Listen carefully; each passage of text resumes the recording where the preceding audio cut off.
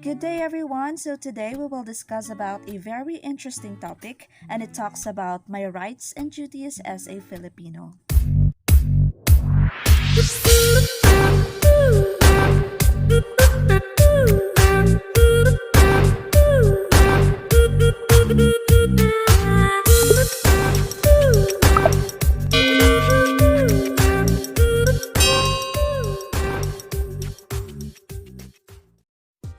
As a grade 9 student, do you already know what your rights are?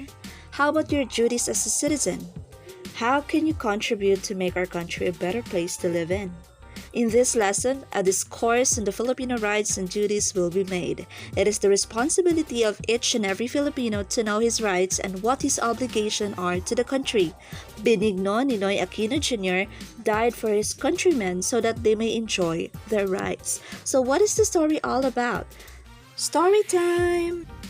Are you familiar with the most iconic phrase, which is the Filipino is worth dying for? On August 21, 1983, Benigno Ninoy Aquino gave up his life for the Filipino when he returned to the country that he loved, and that is Philippines. If it's my fate to die by an assassin's bullet, so be it. The Filipino is worth dying for. Ninoy started his political career at a very young age. He was a young mayor at 22, and at 34 he was already a senator. Due to his prolific achievements and daring criticisms of the government of then President Ferdinand Marcos, he was known as the Wonder Boy of Philippine politics. If you heard about martial law, it was declared on September 21, 1972. The Constitution was suspended, the Congress was abolished, and the media and the opposition were silenced. But Ninoy, as a leader of the opposition, was arrested and put into jail. But still, he continued his tirades against the Marcos government and managed to have them published in a foreign press.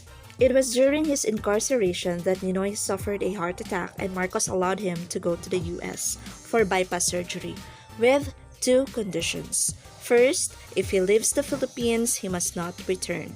Second, while in America, he should refrain from protesting against the Marcos regime. After the operation, he, together with his wife and children, started a new life in Massachusetts. But his love for the Philippines and the Filipinos did not weaken. He was determined to return to the Philippines to convince Marcos to restore democracy. Regardless of the orders not to issue him a passport, Ninoy was able to obtain one under the name of Marshal Bonifacio. Moments before disembarking, he said to the press, "I have returned to join the ranks of those struggling to restore our rights and freedom through nonviolence." But a violent death he suffered when a gunshot took his life as he was about to set foot on the land in the country that he loved. Benigno Ninoy Aquino exemplified his love for the Philippines and his countrymen by dying for them. He knew that every Filipino has the right to equality and freedom. He believed that every Filipino is worth dying for. Thus, he performed his duty in restoring democracy through nonviolent protest. His heroism is a few decades ago still resonates in the hearts of the Filipinos. When he was alive, he had encouraged every Filipino to fight for his rights and defend his country. When he's dead, he continues to inspire the Filipino to take care of his motherland and his brethren. Rights as fundamental normative rules. Rights are defined as the legal, social, or ethical standards of entitlement. They are the fundamental normative rules that allow people to know and practice freedom. Rights are important for a society to know its boundaries and observe justice, equality, and peace. The Stanford Encyclopedia of Philosophy states that rights structure the form of governments, the content of laws, and the shape of morality as it is currently perceived. This only proves that the human being must be at the center of all governing law. The government as well as the laws must serve and protect the people in the society. Now, here's the list of the rights of the Filipino citizen. Number 1, right to due process of law and equal protection of the law. Number 2, right from arbitrary arrest and unreasonable search and seizures. Number 3, privacy of communication of correspondence. Number 4, freedom of speech and freedom of the press. Number 5, right to peaceful assembly and petition.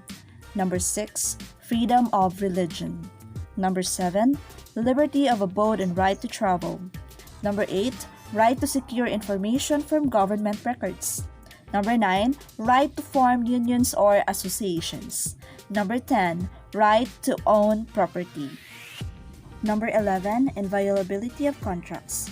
Number 12, right to a speedy and public trial. Number 13, right against self-incrimination and right to counsel. Number 14, freedom from torture, threat, or secret detention. Number 15, compensation for torture and rehabilitation of victims and their families. 16, right to bail. 17, presumption of innocence until the contrary is proved. Number 18, writ of habeas corpus. 19, freedom of innocence. 20, prohibition against the death penalty and excessive fines. 21, right to humane and adequate facilities. 22, no imprisonment for failure of debts or poll tax. 23, right against double jeopardy. 24, right to vote and to hold office. Number 25, prohibition of ex post facto law and bill of attainder.